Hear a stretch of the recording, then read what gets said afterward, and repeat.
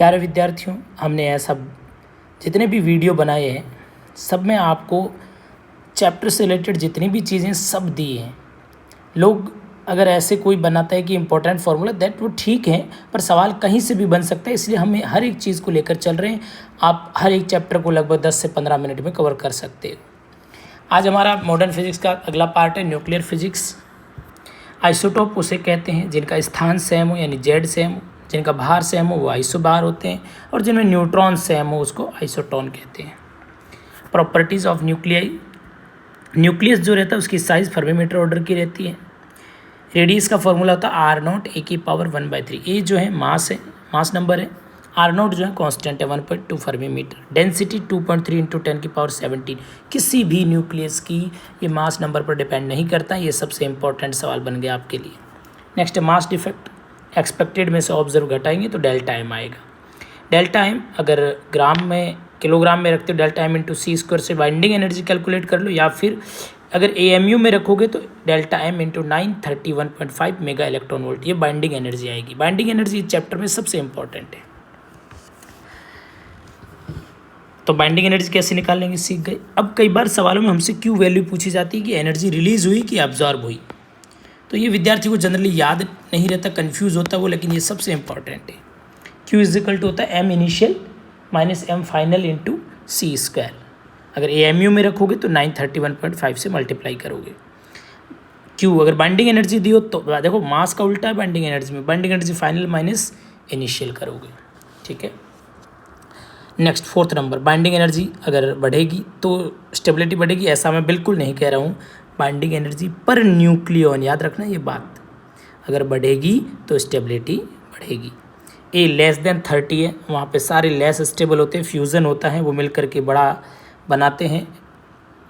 और 30 से 170 तक लगभग जो है बाइंडिंग एनर्जी पर न्यूक्लियॉन कांस्टेंट रहती है, और इनमें सबसे स्टेबल जो है वो आयरन है अकॉर्डिंग टू NCERT। अगर मास नंबर 170 से ज़्यादा है तो साइज़ बड़ी हो जाती है, इस समय जो है बाइंडिंग एनर्जी पर न्यूक्लियॉन घट जाती है। तो ये बड़ा जो न्यूक्लियाई है ये टूट करके छोटे न्यूक्लियाई में कन्वर्ट हो जाता है, जिसको हम आगे जाकर फिजन में पढ़ेंगे। नेक्स्ट न्यूक्लियर फोर्स, ये बहुत शॉर्ट रेंज के फोर्स होते हैं, ये अपने ही इलाके में यानी अंदर में सबसे स्ट्रॉन्गेस्ट फोर्स होते हैं। अगर सिर्फ न्यूक्लियर देखोगे तो तीनों के बीच में बराबर है, PP, NN या NP, बट इलेक्ट्रो अलग अलग।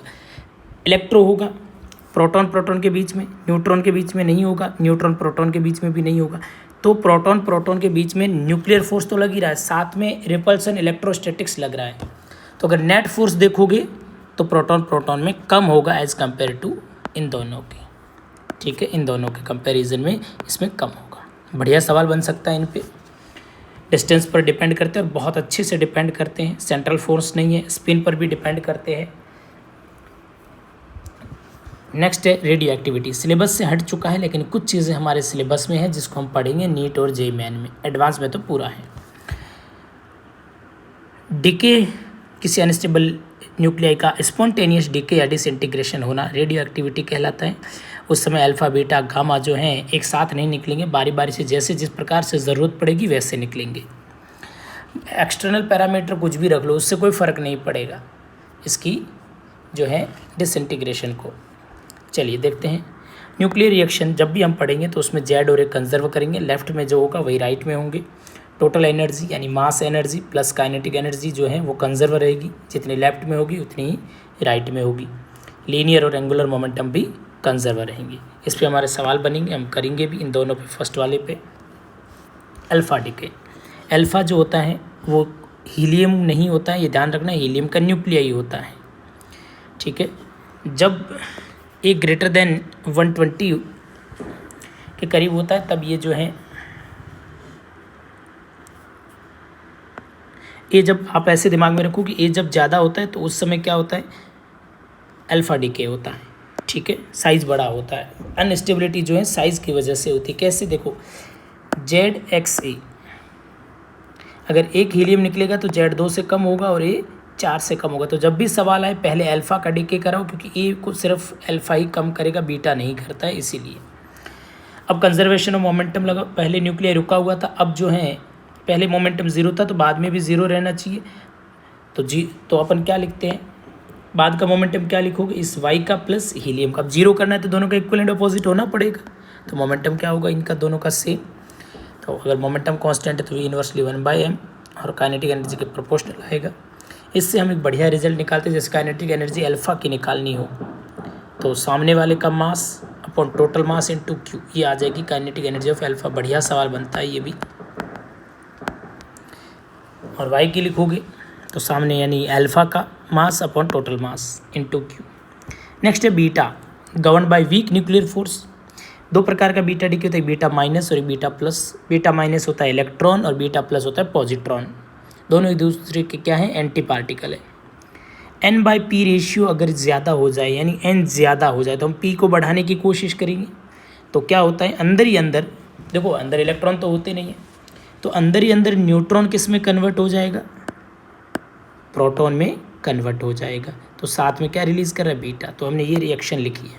तो जब भी -1 यानी इलेक्ट्रॉन निकलेगा तो एक जेड बढ़ जाएगा, और जब भी बीटा प्लस डिके होगा तो एक जेड कम हो जाएगा। बीटा प्लस कब होगा, जब n/p रेशियो कम होगा। तो यहाँ क्या करना पड़ेगा, n बढ़ाना पड़ेगा, यानी प्रोटॉन न्यूट्रॉन में कन्वर्ट होगा न्यूक्लियस के अंदर ही। एक बात आपको बता दूं कि प्रोटॉन जो है, फ्री प्रोटॉन स्टेबल होता है, पर फ्री न्यूट्रॉन जो है स्टेबल नहीं होता है। ठीक है, ये मैंने यहाँ लिखा है। Next gamma decay. कई बार क्या होता है कि रिएक्शन हो जाती है, उस समय ये जो डॉटर न्यूक्लियाई मिलता है, कई बार ये जो है हायर एनर्जी स्टेट में होता है, तो ये हायर एनर्जी स्टेट से लोअर में आता है। जैसे एटॉमिक का होता है ठीक वैसे ही लोअर एनर्जी स्टेट में आता है, तो क्या होता है, एनर्जी को रिलीज़ करता है। ठीक है, वहाँ गामा डिके होता है। अब इनका एनर्जी स्पेक्ट्रम कैसा बनेगा, देखो अल्फा के लिए एनर्जी फिक्स है तो डिस्क्रीट बनेगा। बीटा की जो देखोगे तो इस एंटी न्यूट्रिनो और बीटा के साथ जो एनर्जी है वो रेंडमली शेयर होती है। अब किसको कितनी मिलती है नहीं पता है, इसलिए यहाँ जो है डिस्क्रीट नहीं बनेगा। गामा में डिस्क्रीट बनेगा क्योंकि हायर से लोअर आएगा तो एक फिक्स एनर्जी रिलीज़ करेगा। के कैप्चर होता क्या है कि जो न्यूक्लियस के बगल में है शेल, वहाँ से एक इलेक्ट्रॉन को न्यूक्लियस कैप्चर कर लेता है, तो यहाँ खाली जगह होती है, इस खाली जगह को भरने के लिए ऊपर से इलेक्ट्रॉन आके गिरता है, और जब हायर से लोअर आएगा तो एनर्जी को रिलीज़ करेगा। तो ये होता है के कैप्चर। कभी कभी न्यूमेरिकल आते हैं कि बताओ कितने अल्फ़ा निकलेंगे कितने बीटा, तो मैंने बताया पहले अल्फ़ा देखोगे फिर बीटा देख लो। कई बार ऐसे इस तरीके से लिखा रहता है, तो इसमें ये है टारगेट और ये है डॉटर, ये जो प्रोजेक्टाइल हैं और ये जो है इमिट होंगे वो पार्टिकल है, ये जो है ट्रांसम्यूटेशन, इस तरीके से लिखा जाता है। लास्ट न्यूक्लियर फिजन और फ्यूज़न, आजकल इस पर कम सवाल आएंगे क्योंकि ये हट चुका है, लेकिन फिर भी हम पढ़ते हैं इसको क्लास में, क्योंकि ये पिछले जो हमने जो भी पढ़ा उससे रिलेटेड है कहीं ना कहीं। फिजन, अगर यूरेनियम के हम रिएक्शन देखें, ये बेरियम क्रिप्टॉन वाली, तो 200 मेगा इलेक्ट्रॉन एनर्जी रिलीज होती है। एक न्यूक्लियस कितनी करता है, 200। अब आपसे न्यूमेरिकल पूछे जाते हैं कि कितने मुझे एटम चाहिए, तो भाई कितनी एनर्जी या कितनी पावर आपको प्रोड्यूस करनी है। देखो न्यूमेरिकल हम इस फॉर्मूले से करेंगे, power is equal to total energy upon time.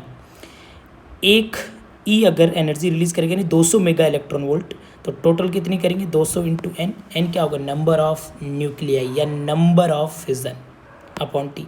अब नंबर ऑफ न्यूक्लियाई कैसे निकालो, अगर मास दिया है तो आप जानते हैं n/Na एक ये मोल होता है इज इक्वल टू m/mw, ये भी मोल होता है। तो यहाँ से हम नंबर ऑफ एटम या नंबर ऑफ न्यूक्लियाई या नंबर ऑफ फिजन निकाल देंगे, यहाँ रख देंगे तो हमारे पास पावर आएगी। तो इससे सारे न्यूमेरिकल आपके फिजन के बन जाएंगे और फ्यूज़न के भी।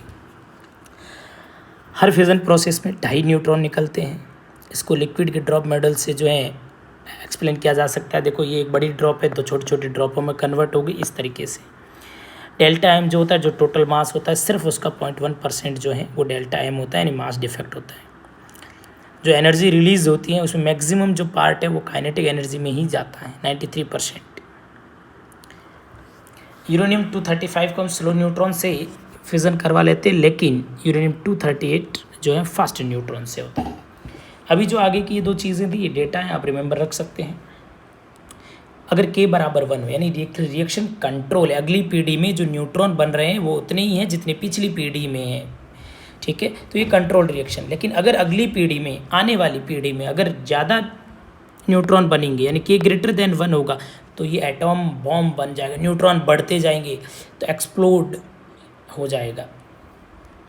x लेस देन 1 है, अगली पीढ़ी में न्यूट्रॉन घट रहे, उससे अगली में और घट जाएंगे, तो रिएक्शन फाइनली क्या हो जाएगी, स्टॉप हो जाएगी। ठीक है। फास्ट ब्रीडर रिएक्शन जो है वो प्लूटोनियम बनाने में काम आती है, जो बेस्ट फ्यूल होता है फिजन का। और या कंट्रोल रिएक्शन जो है वो न्यूक्लियर रिएक्टर में हम यूज़ करते हैं। न्यूक्लियर फ्यूज़न, छोटे छोटे दो न्यूक्लियाई मिलकर के बड़ा न्यूक्लियाई बनते हैं। इसको होने के लिए हाई टेम्परेचर और हाई प्रेशर चाहिए, ये ध्यान रखना। 10⁷ केल्विन के करीब टेम्परेचर चाहिए। ठीक है। और यही बेसिक ऑफ हाइड्रोजन बॉम्ब है। Pair production and pair annihilation, इसको लोग हल्के में लेते हैं और इस पर सवाल कम बनते, पर फिर भी पढ़ना ज़रूरी है सारी चीज़ें। गामा फोटोन जो है वो पेयर प्रोडक्शन करेगा, तो एक इलेक्ट्रॉन और एक पॉजिट्रॉन बनाएगा। अब इलेक्ट्रॉन के पास काइनेटिक एनर्जी होगी और उसके साथ साथ रेस्ट होगी।